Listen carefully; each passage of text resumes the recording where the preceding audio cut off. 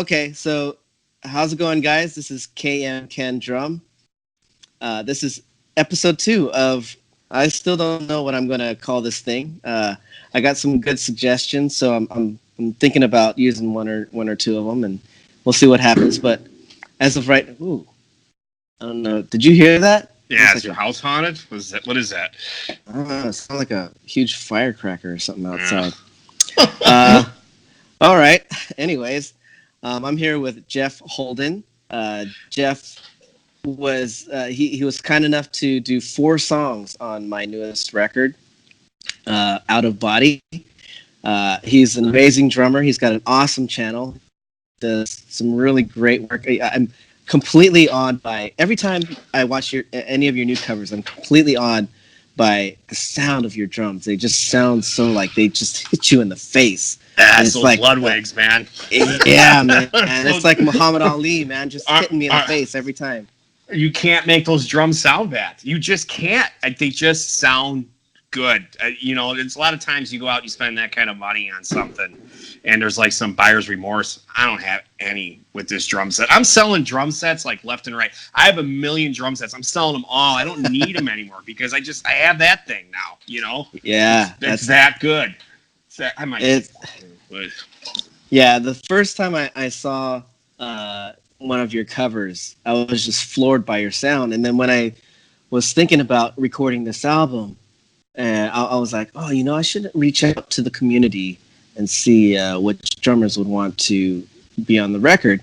And your name was at the top just because of how amazing your drum sounded. Sweet, thank you. I had fun doing it. It was fun. But it was no stress. It's not like I'm not going in the studio and I'm looking at an engineer through a window and paying him $500 an hour or whatever. There was no red light fright. I just did a bunch of takes and sent it off. Cool, man. That's awesome. So, this is a little interview that was kind of my idea. I started with Earl, and that one went completely well. I was blown away by how well it went, and I've been getting some really good feedback, so I reached out to you to see if you wanted to do one, and here we are. So here we are. If you're ready for some questions, let's get started. Yeah, let's go. Alrighty, so the first 6 questions are going to be super easy. They're my drum related questions, so I'm gonna knock these out and see what you say. So number 1 is, drums is this full-on commitment. You and I both know it's a lot of work. It's a lot of ups and a lot of downs. And with our videos, most of the people, they only see the ups. They don't see all the work that goes into it and all that stuff. So, how long have you been in this relationship with drums? I started playing drums when I was 11 in the school band. Before that, I played piano. I started playing piano when I was probably about 7 years old. And then when I got in a school band, I wanted to play drums. I really wanted to play drums bad. Because I would sit in the living room downstairs in my parents' house, and I would set up I had a pair of drumsticks. And I would sit downstairs and I'd set up catalogs, did magazines and stuff. That would be my drum set, different thicknesses, and I'd play along the videos on MTV. And so I really wanted to play drums bad. Yeah, it's kind of almost how I learned how to play drums. Like, seriously, I would sit and listen to the drums of a song and I'd be like, all right, well, this dictionary is my bass drum, I guess. Yeah. and this National Geographic could be the snare drum. And I would play along to videos on MTV, and I really wanted to play drums bad. And my mom was like, "There's no way you're playing the drums." She wanted me to play trumpet. I started in band for like the first 3 months, like playing trumpet. And I think the entire time I just whined and cried until they just finally gave in and let me play drums. So I was 10, and so that's 35 years ago, I guess. Yeah, 35 years I've been playing drums. Seriously, I guess I got really serious about the instrument, like a lot of guys when I was in high school. 14 years old, like 13, 14, freshman year, 8th grade, right around that age. That's when I discovered Led Zeppelin and Bonham, and that was like it for me, and I would sit and just try and play along with all that stuff and try to cop those licks and everything. So I guess that's a long answer to a short question. No, that's great. Awesome. Yeah, it's crazy. I went through similar paths, creating drum sets out of just whatever was around the house. And the same thing, when I was maybe 12, 13 years old, I heard Led Zeppelin 1 on vinyl for the first time, and it just blew me away. And yeah, that's when I really focused on just playing the drums and trying to be not just being a drummer, but actually trying to like hone in on the craft and take it really serious. That's cool. It's if there's a desire, you will find a way. You know what I mean? You will find. You see those videos of those that you see that kid, that video of the kid playing like the broken down bucket, and he just rips. Yeah, it's going around on like one of the. But it's just it's true, man. If there's a will, you will find a way. Yeah, that's amazing. It's amazing what as kids what we can come up with and just make as if it was for me, like the pots and pans was every bit as fun as having a real drum set. It's just the thought of playing drums that's all you wanted to do back then. Yeah. So that's cool. Like great answer. Let's go to number 2. So I asked Earl this, and he kind of went off on a bunch of different tangents, and I liked how he answered it because he didn't answer the question exactly how I asked it. He kind of like answered it in his own way, and it's actually the only way you can really answer it because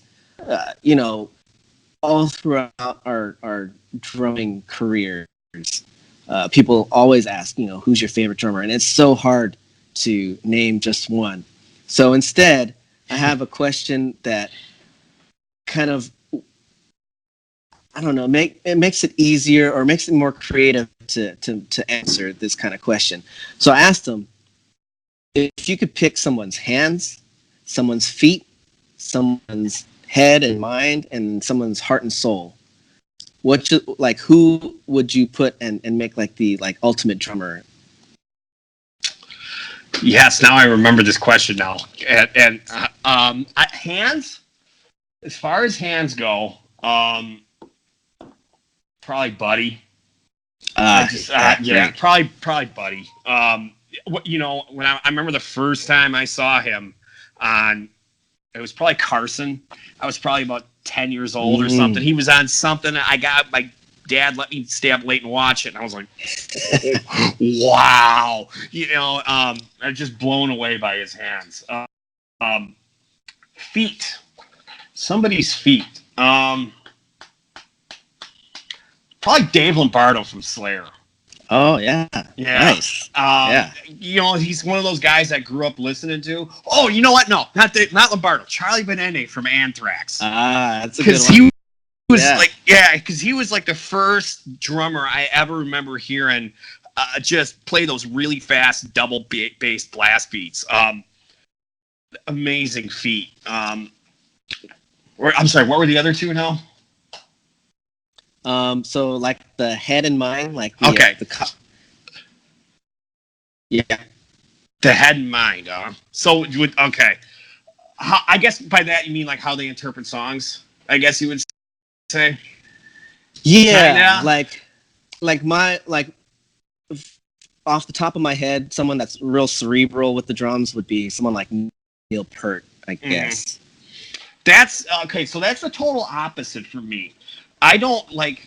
I love Neil. I love Rush. I probably saw Rush like 15 times in my life.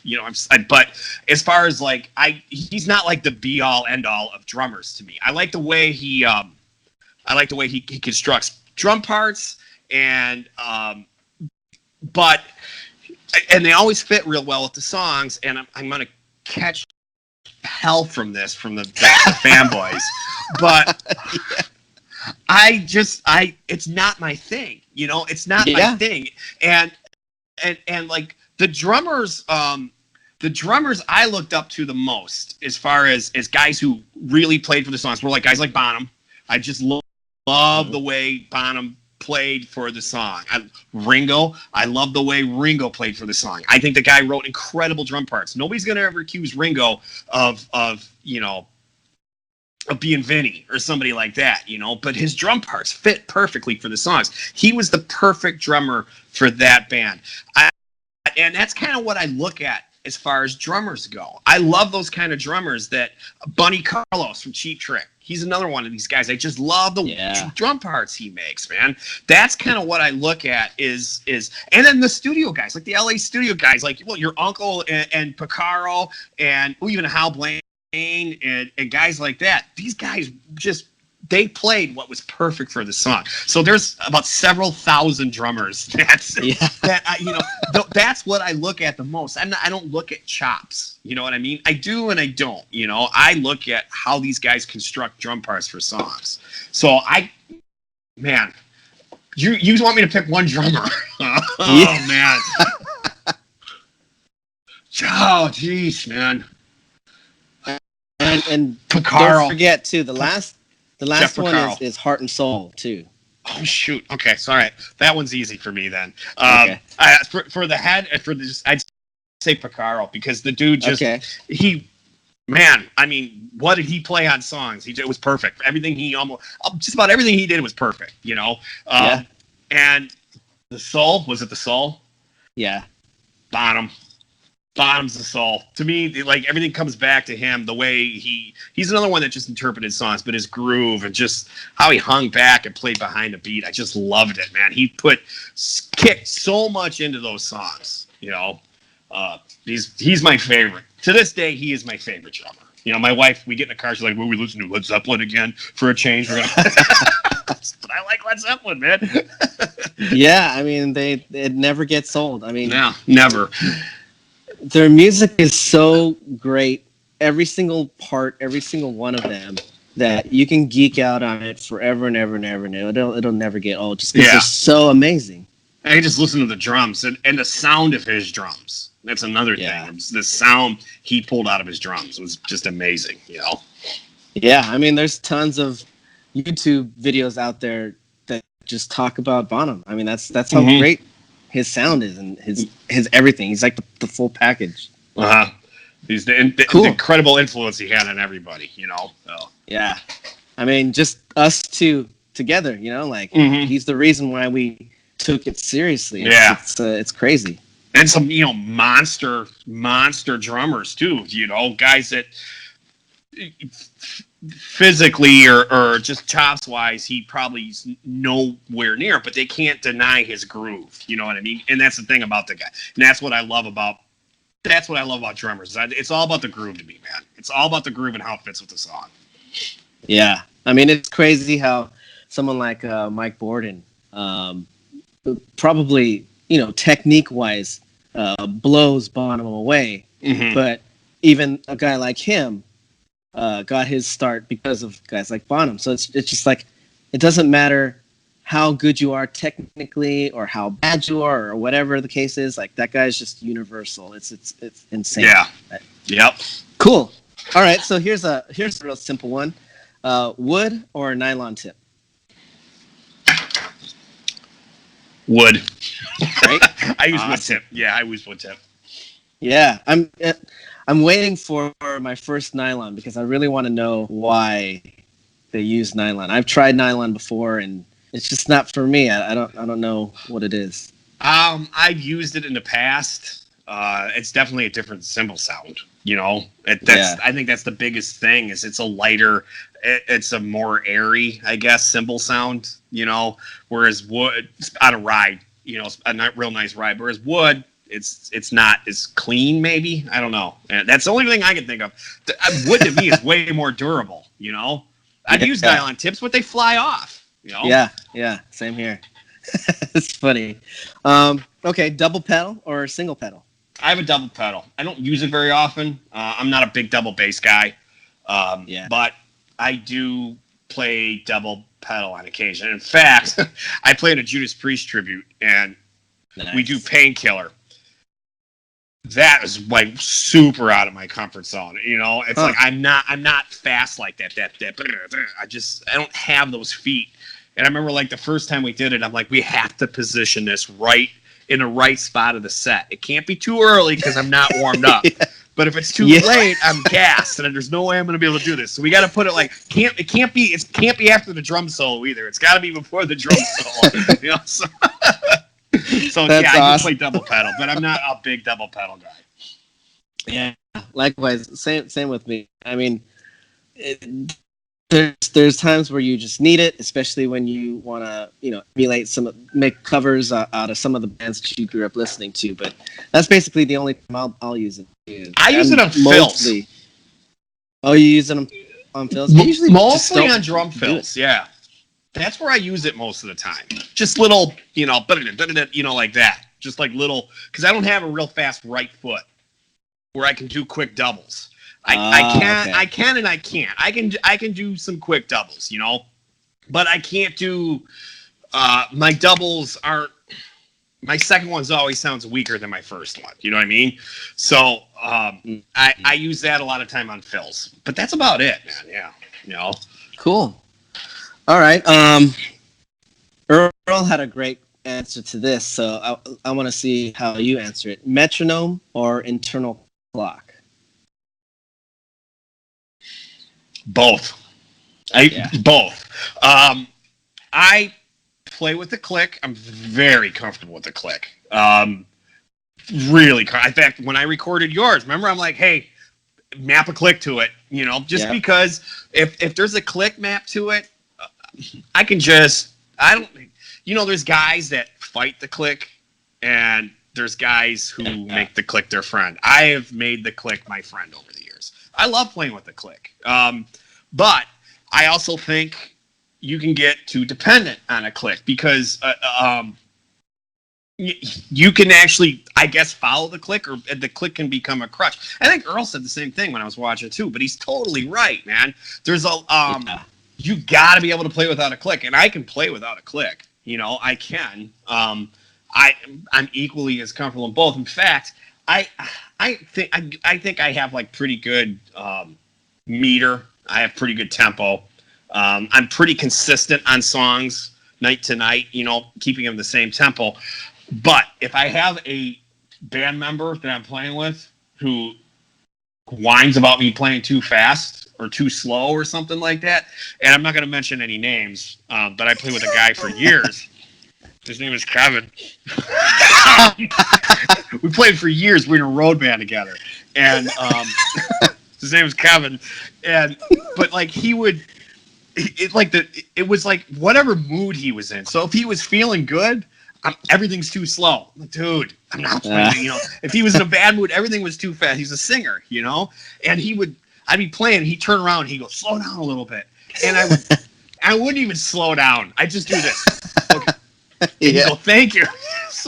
And then I've had like other guys I play with too, where it was like, all right, I don't think I'm playing this too fast, and I'll map a click. I'll just throw a click on my iPad and say, all right, this is the tempo, and this is what we're gonna play it.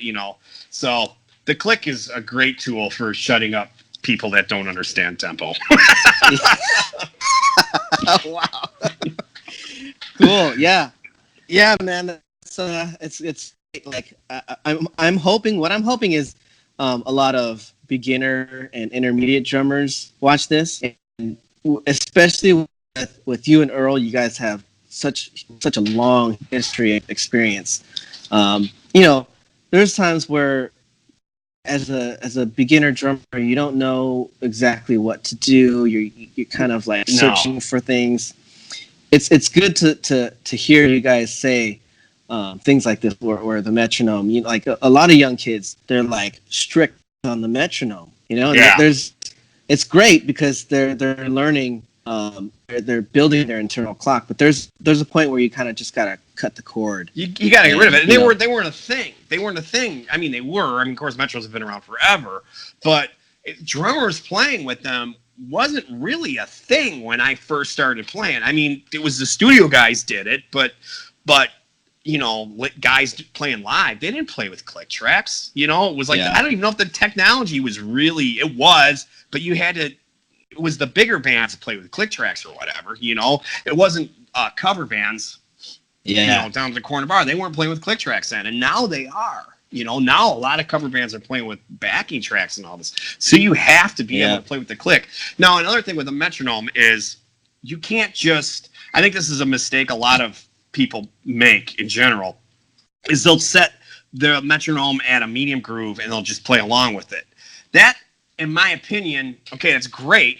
That's great for maybe setting your meter at a medium groove, but it doesn't really do anything to fix timing issues.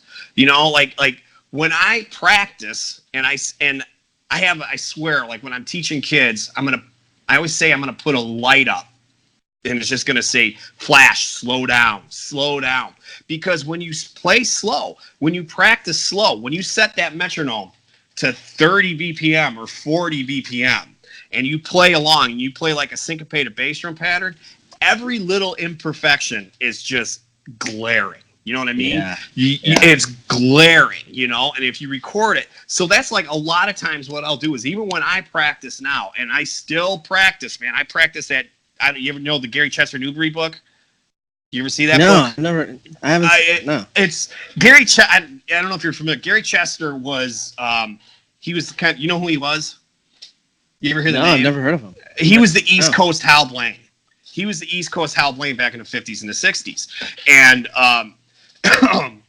he played on everything on the East Coast. And he was a really prominent studio drummer. He started teaching lessons.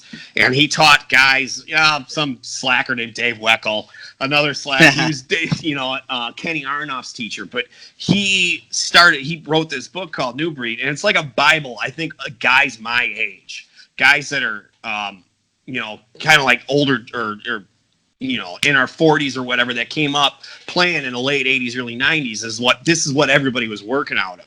And it was like a lot of the stuff like he taught Weckl and Danny Gottlieb and Kenny Aronoff and those guys. And it's a lot of four-way independence, but you're playing like, everything's set up in systems, okay? So you'll be playing like your right hand will be playing something, your left hand will be playing something, your left foot will be playing something, and then you'll like play a melody line of all this written music on your bass drum. So you're playing that sounds easy enough, right? But then you start singing like a quarter note pulse, or you start singing an eighth note pulse. So you start singing like so if this is the quarter note, you'd be like, while you're playing all this stuff underneath.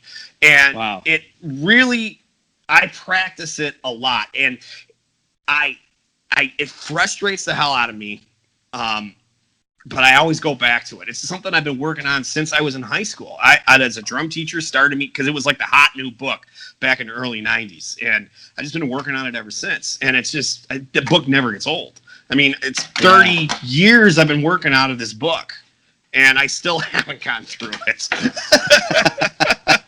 It's a great book, man. It really is. But it teaches you how to internal time. That's the big thing about the book. Time and independence. And I think I have pretty good time. Wow, I'm gonna have to check that out. That sounds awesome. Yeah, it's cool. It's a really great book. All right. Well, the last one is why drums? This one's probably a very long and loaded question. It is. I don't know, man. I just was drawn to them. I was just, ever since I was a little kid, I was just drawn to them. And it's the only thing, to this day, I still love playing drums. I love it. I always say I hate being in bands, but I love playing drums. I hate the practice and the hauling gear and being out till 3 o'clock in the morning. I hate all that. But I just love playing. I love the drums. And I really don't know why. Why was I drawn to this as a kid at 8, 9 years old? I just would watch drums, on MTV. I just was into them. Maybe it's because they're loud. Maybe it's because it's kind of high strung and it allows me to hit something with a stick. There's all. I don't know, man. I really don't know. And the fact that I was kind of natural at it. I think makes it easier because like I wanted to play when I was a kid. I wanted to be a baseball player, right? Everybody wants to be a baseball player. Well, I'm a horrible baseball player. I can't hit. I can't throw. I can't catch. I can't run. I can run a little bit, but like I really wanted to play baseball, and up through 14 years old, I get to be a 14 years old. Those guys start throwing smoke, man. They start throwing hard, and they're throwing curveballs and all this, and it was just like, well, drums are a lot easier than this for me. Maybe I'll just stick to this. The drums would seem like more of a realistic bet to make $1 million than playing baseball. Turns out that didn't happen either. Like BMX. I was really into BMX too when I was a kid, but I don't know, man. It was just always drums for me. I always keep coming back to the drums. Even when I say I'm done with this, I'm just tired of it. It's like 2 weeks. I'm like, I miss it. Yeah. So I don't know, man. It's just something in you. Cool. So I don't know if that answers the question or not, but because I don't really know the answer.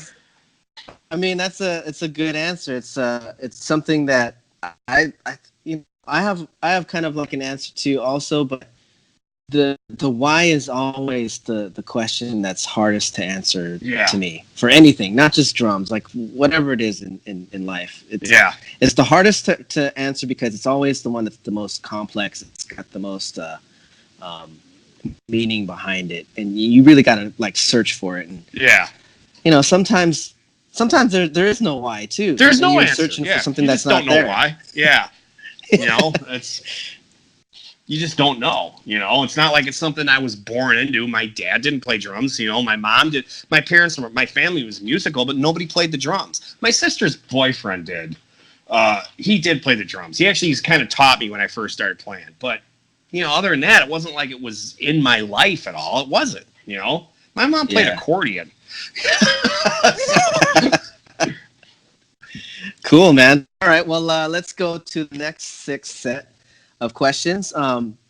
This is kind of the section where I call them job-related questions. So basically, I take on the role of employer, and I ask you questions as if you were interviewing for a job. Now I'm getting nervous.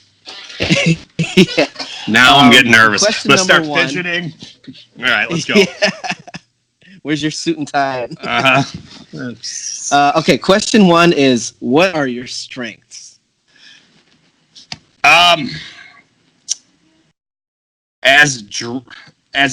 Okay, well, this is odd because this is not who I am in general. But when I am on that drum set, right, I'm in charge. From the minute I count off that song, I am in charge. I decide what the tempo is going to be. I even decide how long guitar solos are. Because if I'm playing with the guitars and he's starting, I'm like, all right, I could see like people losing it. All right, we're getting out, and so I'm one. And it's weird because I don't relish being in that role like in my job or anything like that. I don't like telling people what to do. But when I'm on the drums, it's like, dude, I'm in charge. This is you think you're in charge, but you're not. I'm actually in charge. It's like Buddy Rich said. Remember, you ever hear that story about he picked up this throne and said, "What's this called?" And they said, "A chair" or something like that. And he said, "No, this is a throne. Who sits on a throne?" Well, a king, right? I'm the king. I'm the king of this band. I call the shots. You do what I say. But there's some truth to that, Yeah, totally. It's because you are, man. There's a lot of responsibility. Let's face it. If a guitar player plays a wrong chord, right? He's only playing that wrong chord for the section that chord was supposed to be played, right? But if a drummer drops a beat, flips a beat, misses a fill, comes in on a 1, he derails the whole band, And there's a lot of, I won't say it's pressure, but you have to be confident. I think that's the biggest thing. You obviously have to have ability. I mean, there's something to be said about like having all the confidence in the world. If you don't have any ability, you're just going to look like an idiot. But you have to have them both, confidence and ability, So I would say that's my biggest strength, and not getting hung up on little tiny details either. I'm a type of guy where I can go in and I can barely know a song and I'll get through it because I listen, once again, leader, but I'm also listening to what other people are doing and feeding off that. And you have to be able to do that as well. So I don't get hung up on, all right, I got to play this fill coming out of the second pre-chorus exactly like the album or somebody's going to, I don't get hung up on any of that. I play the song. I don't play drum parts. I play songs. So I'm like trying to, one thing is I'm keeping a tempo. Next thing I'm doing is I'm trying to add color and do things that are going to make that song better, propel the song, drag the song back, bring the song down, all that stuff. So I guess that's my biggest strength, was knowing how the big picture and throwing it all together and taking charge. So awesome. Good answer? Was that a good answer? Awesome answer. Yeah, that's great. Okay, so a great answer on the strengths. What are your weaknesses? It's also my greatest strength. It's true though. I think my greatest strength is also my greatest weakness as not getting hung up on little details. Like I'll let little things slide. You know what I mean? And I've been known to play a song for 3 years, 4, 5 years. I'll go back. I've been playing this song forever, and it'll like come on a radio, and I'm like, that's a drum. I'm not even close. In fact, I just did that with I joined that Priest tribute band last year, right? And I like the song. I'm like, I know this song. I didn't have to. I know this song. And then I heard the song like 2 days ago. I'm like, oh my gosh, I'm not playing anything close to the drum beat. You know what? That's awesome. So that's a weakness. It really is. It can be your strength, but your strengths can also be your weaknesses. It's Brett Favre, perfect example. Brett Favre was what was his greatest strength? He was the gunslinger, right? What got him into trouble all the time? He can make that pass, but at the same time, sometimes he wouldn't make that pass, So it's your biggest strength, I think, can be your biggest weakness too. You just got to learn how to balance the two. I think realizing what they both are can make you be a lot better, I guess you could say. Jeez, man. That's probably the best answer that I possibly ever imagine. Like, I don't even think I need to ask the next 4 questions. You're already hired, man. All right. Well, what's the job? What's the starting pay? I have a drinking problem. I have a drinking problem, by the way. Oh, that's awesome. That's great. Well, I'm going to ask the questions anyway, just because it's fun. All right. Can you give me an example of when you needed to exercise workplace leadership, or maybe band place leadership, however you want to answer it? I'll do workplace. I'm an audiovisual tech. I don't know if you know what that is. It's nice. I set up sound, lighting, video systems for conventions. We were doing a set, and it was the guy in charge. Remember what I was saying before was he was hung up on the little details. Let's say he was hung up on just every little thing, and it was to the point where it was slowing everything down. It was just it was bad. I mean, things were taking way longer than they should have been. So he goes, well, I got to go up. I got to make a conference call, right? So I figured we have probably about an hour and a half to really make some progress. So he left, and it was immediately, I've been doing this a long time. So it was a couple freelancers and me, and I said, all right, guys, you start knocking this out. I'll start knocking this out. And, you get guys that know what they're doing, and you kind of just, that's the biggest thing, man. I think being a leader is when you got guys that know what they're doing, you just let them do their thing. You trust them. You trust them to do their job. And that's kind of what I did was the 2 freelancers. I'm like, these guys have been doing this a while. I mean, this guy knows his audio. This guy knows his lighting. I know video. Let's get it done. And so the guy that was in charge, he comes back down after his conference call, and we're like done. I mean, we're almost all done. And he goes, I can't believe you got all of this done. I'm like, dude, I'm like, I told him, like, Mike, I'm just a horse, man. You got to let me go. You got to let me go. You got to let me. But that, I think, you got the biggest thing about being a leader is you have to let people do their job. You have to if somebody's good at something, you can't sit there and it goes with playing in a band too, man. You got a bass player that, dude, this guy is fine. He knows everything, and he's gonna be fine in rehearsals. You don't worry about him because he missed a part, because this dude knows his shit. Knows his stuff, and he's gonna come back. And that's sweet. He's gonna have it down. It's the other. It's the. So you don't worry about him. But if you got somebody else that's constantly, having timing issues, that's when you focus your effort on. Don't worry about guys that know what they're doing. Leave those guys alone. They're always going to come through in the end. Until they prove they can't, just assume they will. Cool, man. Awesome answer. I love all these great answers that I'm getting. It's like, hopefully this thing shows the world that drummers really are the best in the band. Right. Okay, so question number 4. Tell me about a challenge or a conflict at work and how you dealt with it, and did it resolve peacefully? Did it resolve with animosity? What's the deal going on there?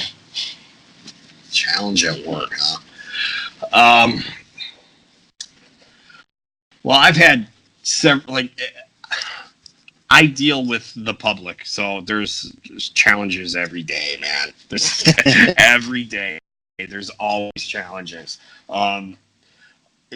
I would say the biggest problem I've had at work over the years was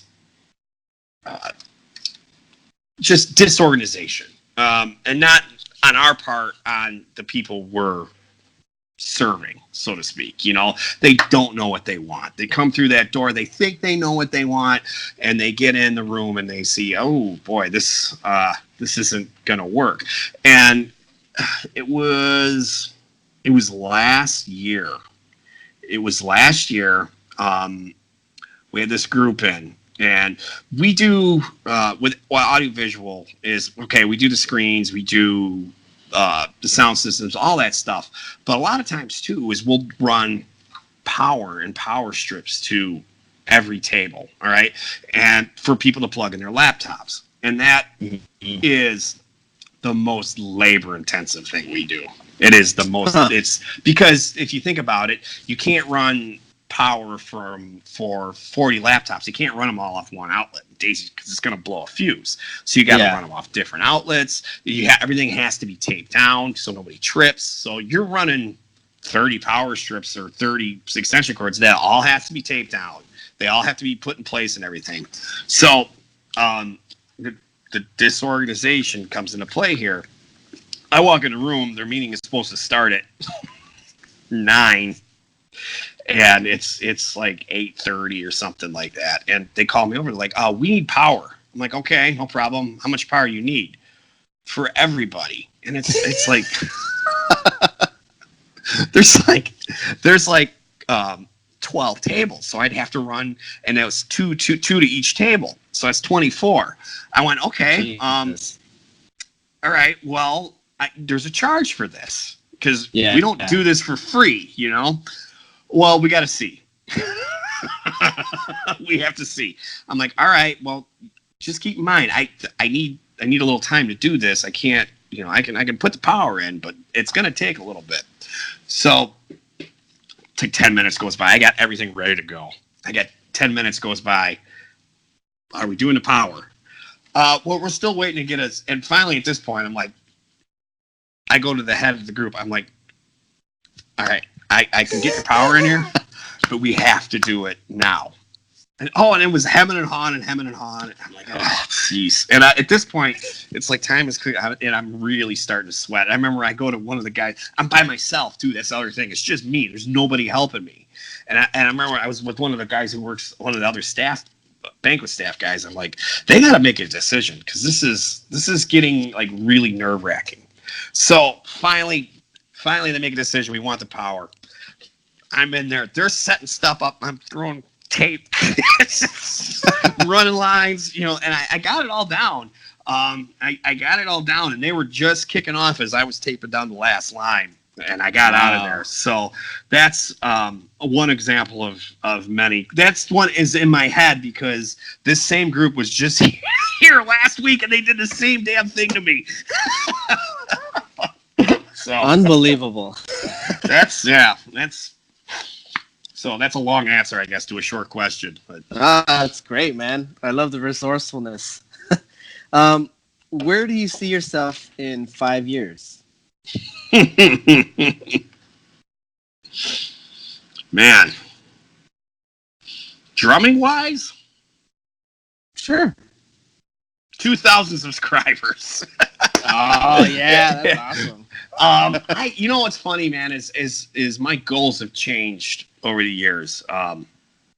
It used to all be just about being in a band. That's what I was all about, man. I was all about being in a band and getting signed. You know what it's like, dude. You get in that band, we're gonna get signed, we're gonna roll, we're gonna make $1 million, all that. That's what I was all about. And then that kind of went away, and I started working like a real day job, and it was like, I'm being a cover band. I just want to be in a cover band, go out and make money, play the big festival crowds, get the big checks, and okay, so, and then it was, I had a nice cover gig, and it was like, this kind of got old, and it was like one day I realized I was kind of playing drums for the wrong reason. I was playing drums for the money, but the money's always nice, but I was playing drums to be in a band and kind of for the glory a little bit of it too, just face it, dude. I'm an attention. We're all, to an extent, we're all kind of, we like the attention that we get.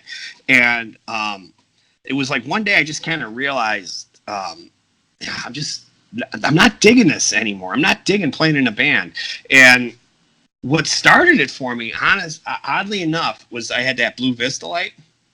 I got that blue Ludwig Vista light, and I set my drums up in the basement. I just got it. I refurbished it. It was in rough shape when I got it, so I restored it and everything. And I set drums up in the basement, and I did something I hadn't done since I was probably in high school. I just sat down and I played along to Led Zeppelin 1, and I was like, this is fun, man. This is fun. Like, playing drums is fun. You take all that other crap away from it. It's just playing drums. And that's what I love. I love to play drums. I'll sit down here. I'll sit down on my drum set. Like yesterday, I was kind of outside playing the dogs and everything. And I came in the house, and I'm looking at them. I'm like, I pulled the cover off, and I just sat down, and I just played. I didn't play any songs. I didn't work in any exercise. I just played. And I did it for next thing I know, 45 minutes has gone by, Yeah. I just love playing the drums. So I guess my goals have changed a little bit. I don't look for, I've done all that. I made money. I've been on the road. I've made records, all that stuff. Now I just like the whole YouTube thing, dude. I just like making videos. So I guess in 5 years, drumming wise, I just want to just doing something I enjoy. Not. I just don't want it to be work, because sometimes it can still be work. Sometimes it can still be work. So it's a fun job, but it's still a job. That's great. Awesome. I'm. Man, it's so weird. Like we are living sort of like parallel lives. Like. Yeah. If I had to explain where I wanted to be in 5 years, and I took that same train of thought, it would be very similar in terms of my goals over the years, how they've changed. Very similar. It's pretty cool. Yeah, the whole record deal, all that. It's all that ship sailed, man, a long time ago. Yeah. Even I would say, like, if I could get my dream gig would just to be in a Led Zeppelin tribute band. I would just love that, man. That would be so much fun to me. Just sitting down and playing like the songs I love from the drummer I love the most. Because that's what I spend most of my time doing on the drums. Is like, how do I get my drum sound like? How do I get my snare to sound like his? How do I do that left hand lead crossover triplet thing? I could do it, but I gotta squeeze the old butt cheeks together to get it done. I gotta just bear down. It's like giving birth. I could do it, but it takes me it takes me a little while to get into it, you know. That's awesome. Oh man, cool. Okay, so this is the last question. So I told Earl he had a lot of church experience.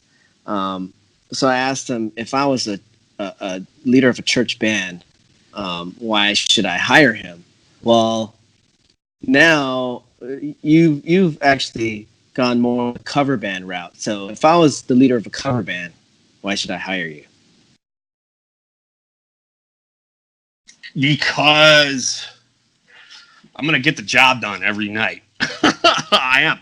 I'm gonna you're not gonna be able to throw like a curveball at me and just like blindside me with some crazy song, because chances are I probably already know it.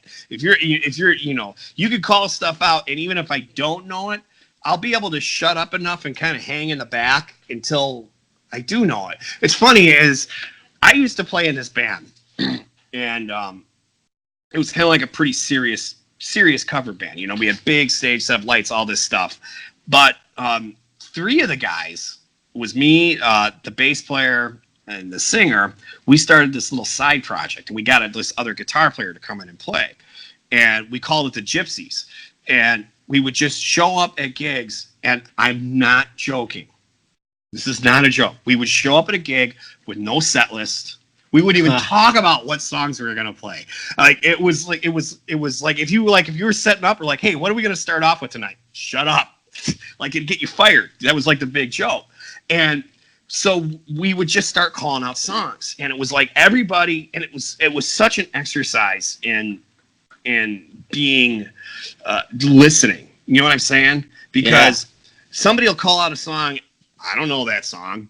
Well, I better shut up, and I better learn it really quick, or we're gonna look stupid. You know what I'm saying? And I'd play songs I'd never heard in my life, and I've done that before. I've played songs on the bandstand, in front of people that I've never heard in my life. I've done filling gigs like that, where I'll get the list of songs. Okay, I know this song, and I'll like listen to other songs on my way to the gig or whatever. And I'll show up, and it's a completely different list, and this isn't the list you gave me. I don't know these songs. Well, you could follow along, and I follow along. So I guess that's why you should hire me, because it goes back to that big picture thing, right? Not getting bogged down in the little details. Okay, what's the drum beat in the pre-chorus? Who is the snare on 2 and 4? Who cares what the drum beat is in the pre-chorus? You know, and I have kids like come in and they'll take lessons from me. I'll tell them the same thing. Like they'll learn the song. I'll be like, hey, where's the snare drum? Well, 2 and 4.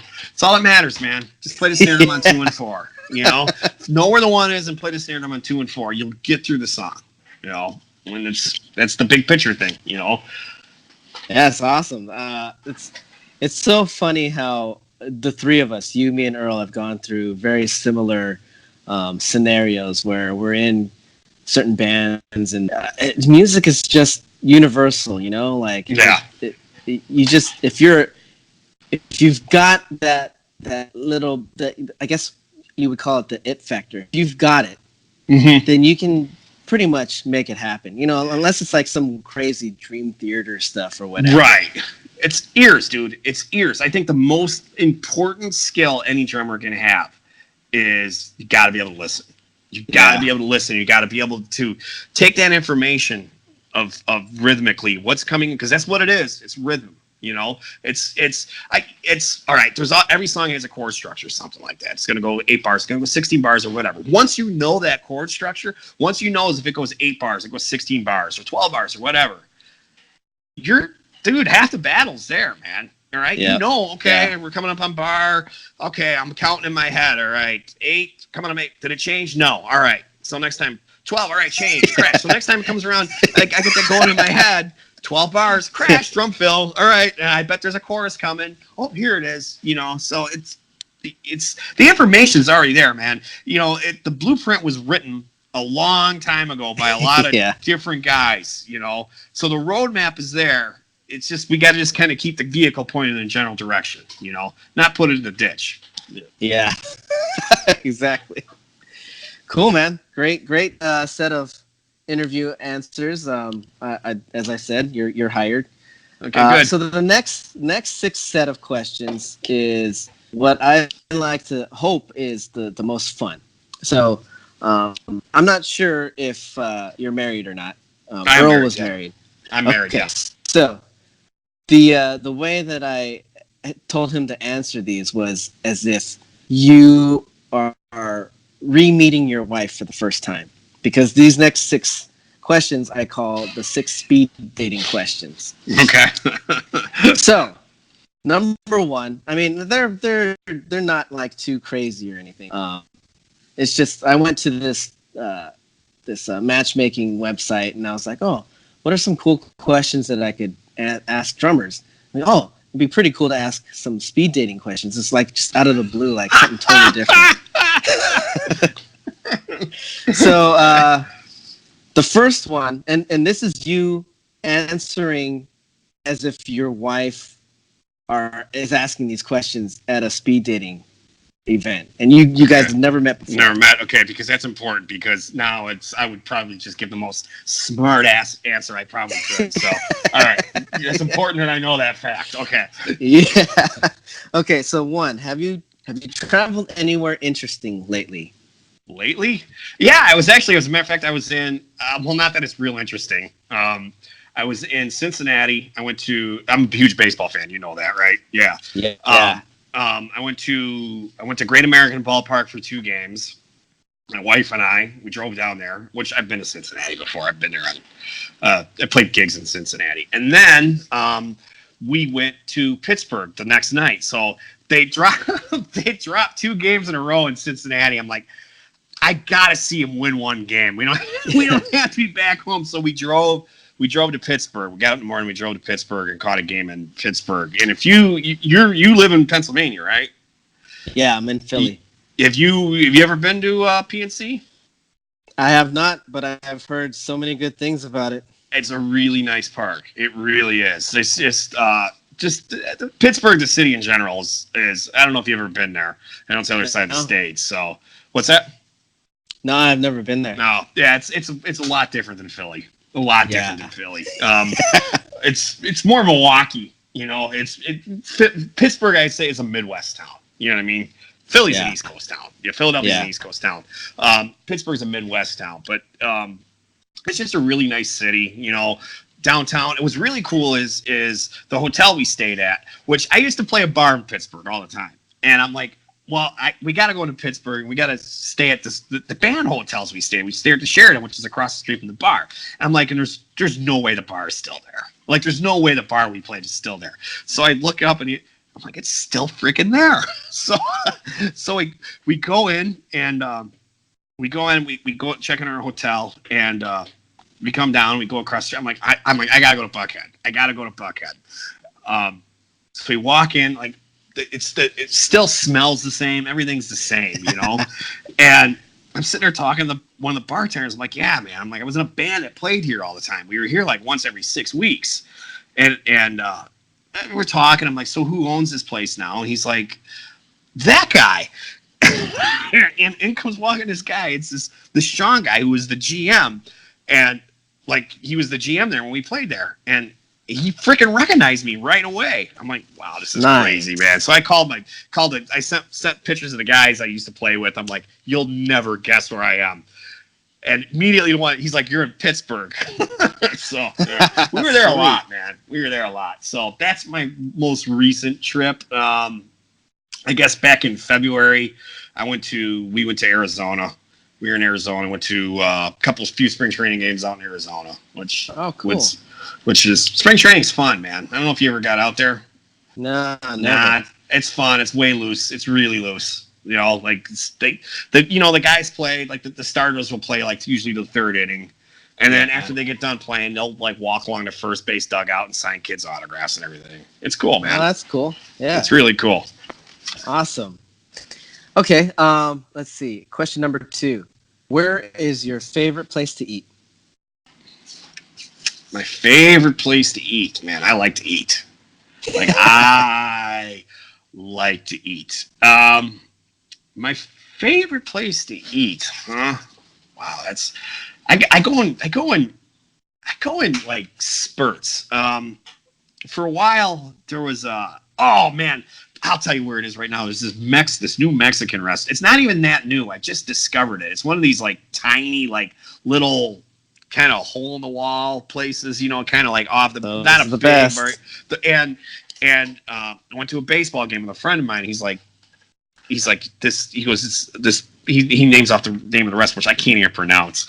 And he's like, "You been there?" And I'm like, "Nah." I'm like, yeah, "I live in a small town. Like the town I live in is like 7,000 people." I'm like, "I've never even heard of it." He's like, "It's right across the street from Pizza Hut." Really? So we get home from the game, and my wife, I'm like, "Well, it was a Sunday game." I'm like, "Where do you want to eat?" I'm like, "I don't know." Hal was telling me about this new Mexican restaurant, and let's go try it. Dude, I walked in. I go in there, like we go there like every week. I'm like trying something new off the menu. It's so good, man. Like they have a burrito. Do you do you ever watch The Simpsons? Did you ever I watch The used Simpsons? to a long time ago. There was like Homer like screwed the entire union's dental plan over a burrito. he's chanting, "Where's my burrito? Where's my burrito?" So every time I walk in, I'm thinking, "Where's my burrito?" They have the best. I mean, I like burritos really, but these burritos, man, they're so good. And like, they do a super burrito, and it's like they don't, but they should put your plate picture on the wall if you eat this thing because it's huge. I can't even. I'm fat, dude. Like I like to eat.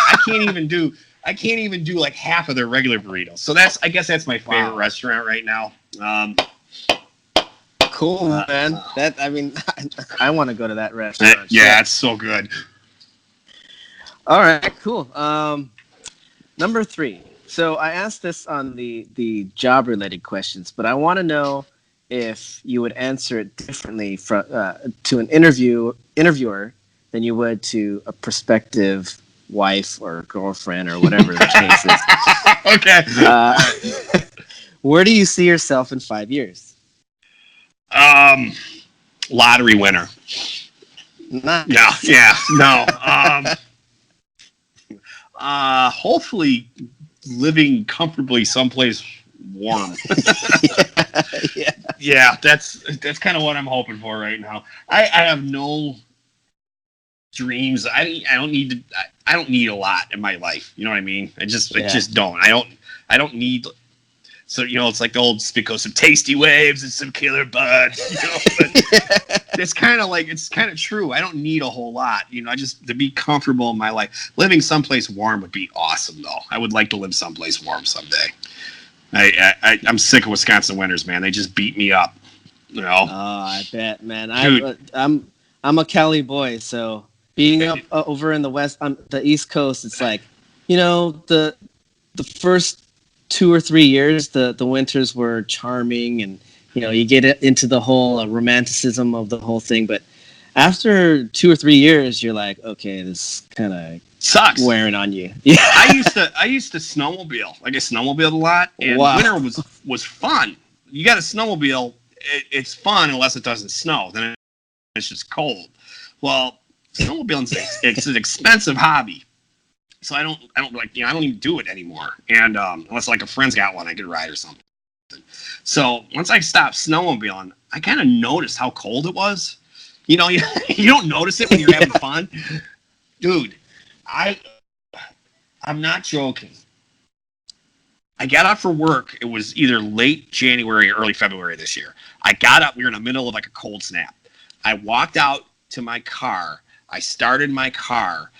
It was 25 below on the thermometer thing. Okay. Get this. So the sun was down, right? And it always is coldest right before the dawn, before the sun comes up. I start driving, like we were afraid my wife's car wasn't even going to start. So I just drove her to work. And as I'm driving to work, I'm watching the temperature like drop, like it's going up. I guess what's dropping, but it's going up because it's minus, right? It hit 29 below. It hit 29 below when I was pulling into work.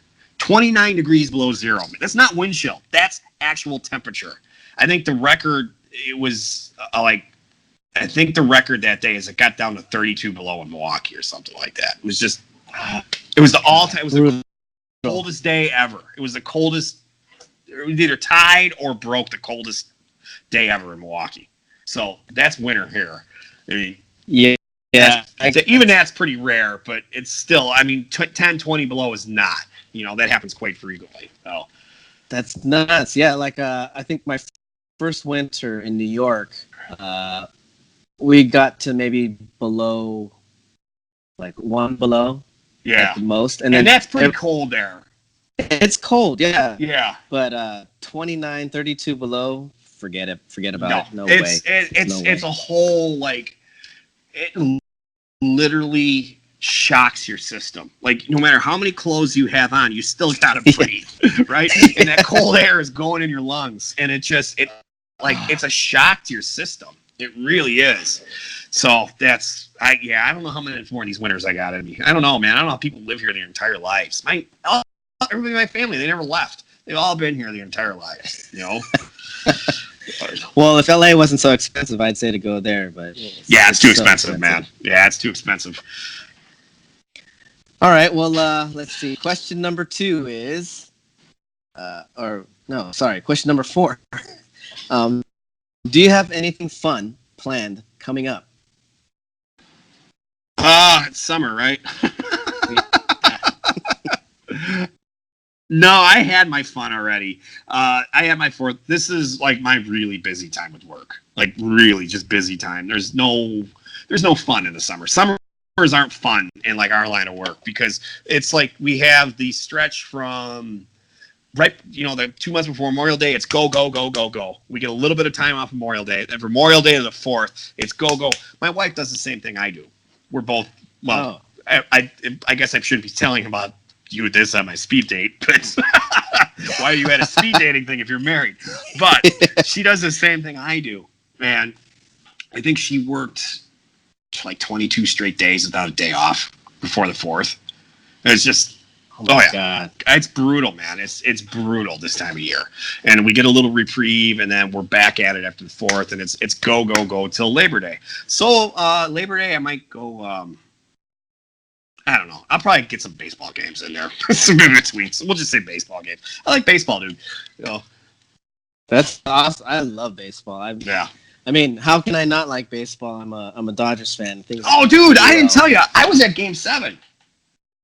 I was at Game 7 for the NLCS last year. Yeah. I mean, I didn't think it was that fun. Sorry. I hate Yasiel Puig. Just, dude, when he hit that homer and because it was Game 6, right? Remember the Brewers won Game 6, and that was an elimination game. I had a gig that night, and so I'm watching, like getting ready to play. I'm like, I can't play until this game is over, you know. Yeah. And I'm texting my wife. I'm like, see what tickets are tomorrow night. See how much they are. So she goes on StubHub and she's looking and she's like, I found a pair for $150 each or something. I'm like, great, get them. She goes, we talked about it too much and the price went up. Oh shit. As we were sitting there, because as we're sitting there talking about it, the Brewers are scoring runs and it's becoming apparent they're going to win this game. And by the time Hader came in, I think we paid like $400. And we sat at the very, very last row, way up at the top. It was so high up. We were actually in front of the heaters, or we were behind the heaters. It was cold that night. It was it was in the 40s, and the heat was going spraying out in front of us, and we're right by the windows. Giraffe coming up from outside. But it was one of those things. Let's face it, man. This is not an easy team to root for. It's just not. There's been more bad years than good, you know. I was 8 years old in '82 when they went to the World Series. I'm sorry, I was 9. I was 9 years old. I had just turned 9. And I was in my 30s the next time they went to the playoffs. Not just at Worlds, just got to the playoffs. So, you know, and the entire time I've been just a Brewer fan, you know. And so I had to go. It was like, I don't regret it. I really don't, because if they would have won and I wasn't there, even though I had to watch Puig trot around the base, God, he's such a even, Puig is one of those guys. If he's on your team, you love him. You know what I mean? But Yeah. he's not. Yeah, he's just like, and that was rough, man. That I will never forget that. I will never forget that. And then they had Milwaukee had a man on third, 2 outs, and Counsell pinch hits Jonathan Scope. And it was like, I don't know if you probably didn't pay a whole lot of attention to this, but Scope didn't do anything in that series, but he didn't do anything the entire season. They traded for him, and maybe they got him on a waiver trade or something. And he came over, and he was garbage all season. And so that's Machado's buddy, right? Yeah, Machado's buddy. Yeah, Scope and Machado. Yeah, they were the center. They're the what you call it, the middle middle infielders. And so when he came up, it was just like you could just see the air. I mean, it was like, okay, Milwaukee's not even going to tie this up. Now batting, Jonathan Scope. I remember sitting there, I'm sitting up there, I'm like, Scope's on deck. I'm like, they're not going to hit Scope. There's no way. They're not going to hit Scope. This is like a bluff. This is a bluff to see if they can bring a right-hander in or something like that, And he comes up, man. I'm like, you could just feel the air just come out of that plate. It was like right there. It was like we all knew they lost right there. Oh, that's got to be a horrible feeling. It was not fun, but it was. I had to go, man. I don't regret going. I don't regret going. It's just I was there. I could say, hey, I was at 2 games that series. So that's awesome. Yeah. I haven't been to a Dodger game in probably 2 or 3 years, man. I miss it. I was telling my wife was it yesterday?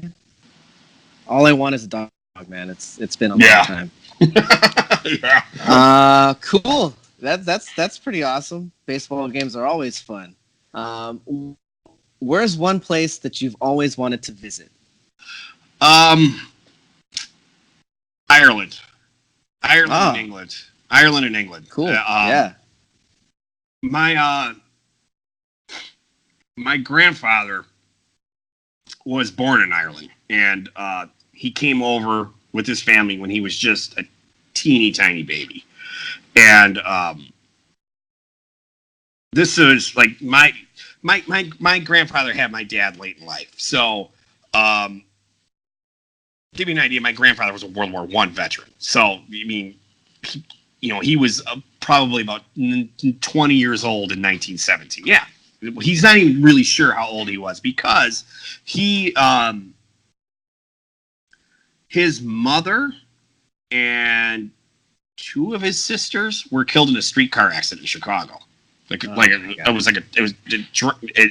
derailed or something happened, and he was like 4. He was like 3 or 4 when this happened, and I never met him. He died before I was born, but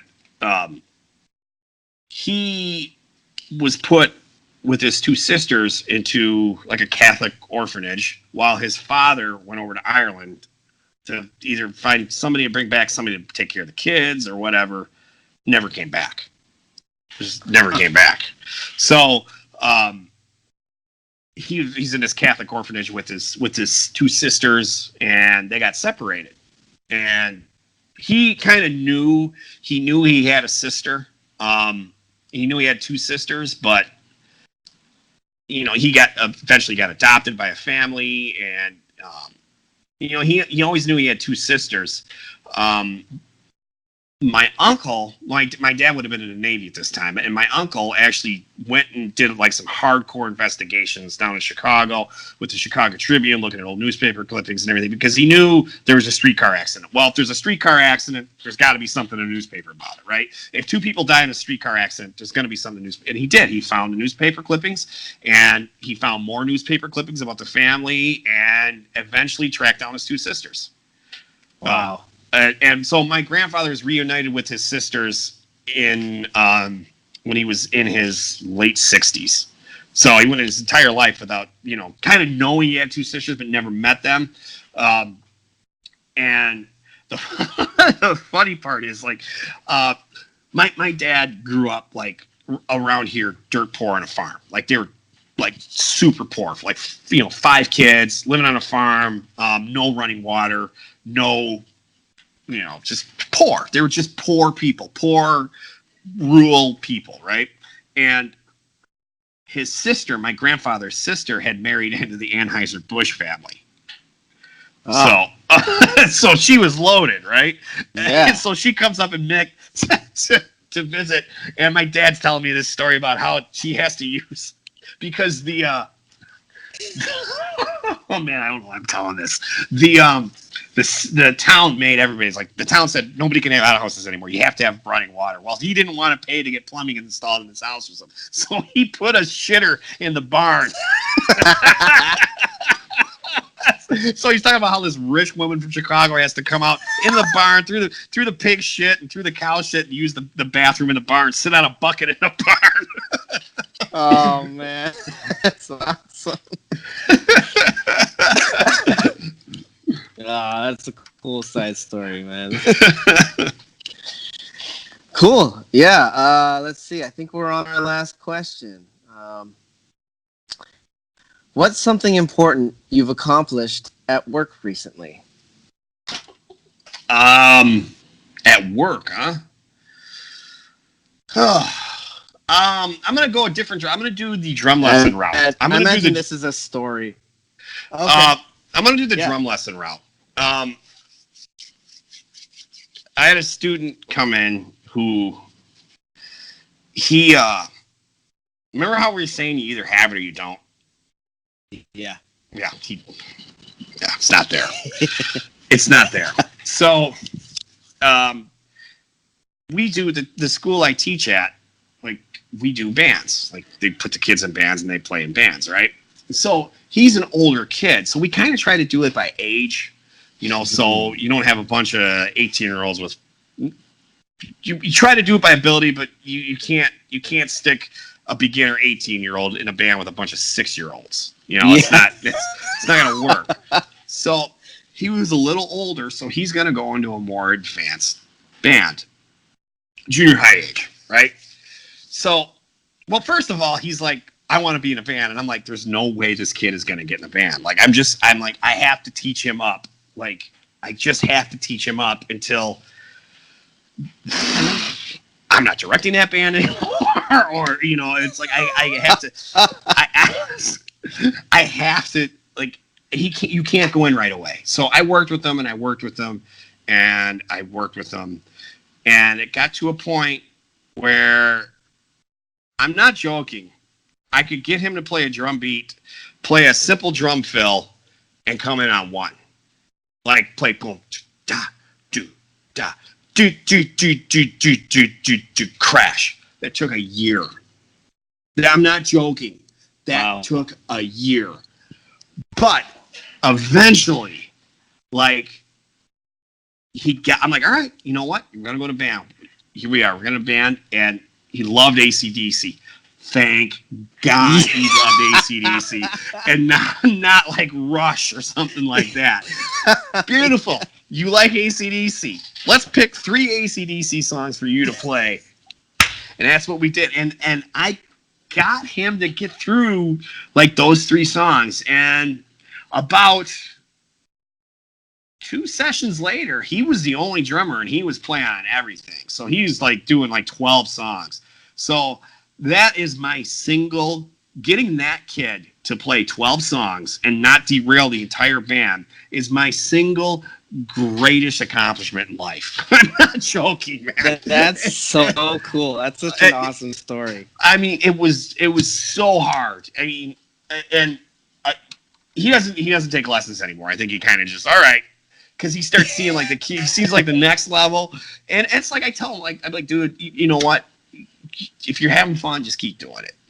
Yeah. But he sees like the kids like in the next band up where he's really only like a year younger, and they're like, the one kid, he's playing Fool in the Rain and and playing it pretty well, and he's like, dude, and I understand. It's like me playing baseball. It's like at some point it's like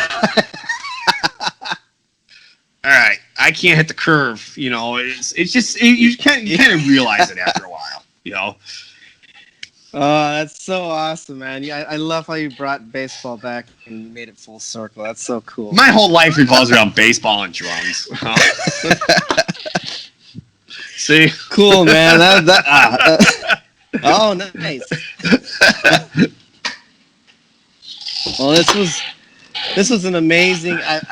I don't want to say it topped Earl, but it's definitely right up there. This was so fun. By the way, I like how Earl mentioned we did the drum battle Rosanna. He's like, he won, by the way. I laughed so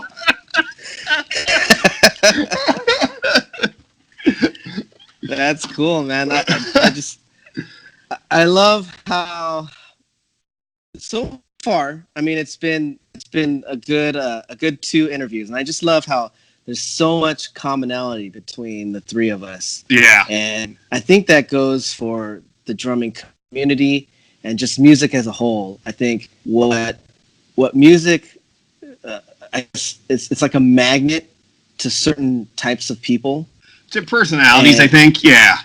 Yeah. Yeah, I think it is. It's funny is especially like guys that have really done it. You know what I mean? Like have gone out and played all kinds of gigs and you hear the drummer jokes. You know what I mean? You hear it, and I do it. I know you probably gotten it. I've got it. Like, well, you're just drummer. I know we all have gotten it. It's just, of course. And then like there's this attitude with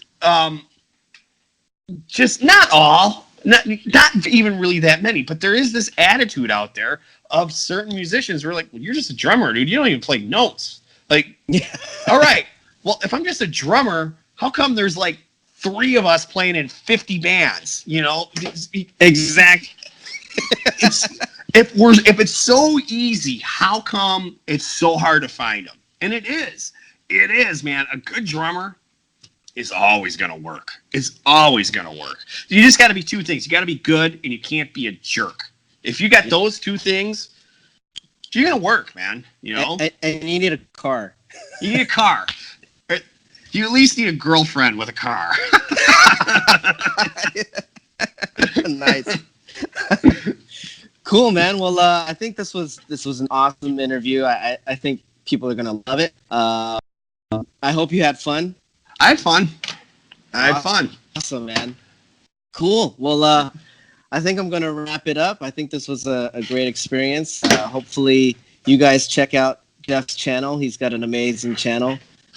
If you don't know and if you haven't seen it, please subscribe to his channel. It's a great channel. And yeah, that's pretty much it, man. Thanks for coming along. All right. Thanks, dude. All right. I'll talk to you soon, man. All right, man. I'll talk to you later. See ya. See ya. Around with a doubt for our existence, with a frown on my face. The price we pay in blood, straight from the heart of puncturing stone. I'd rather go on without it, but is there any other choice? Hold on tight, we're in for a ride, fueled by minds that are subject to change. Even tragedies encounter solutions. Even tragedies uncover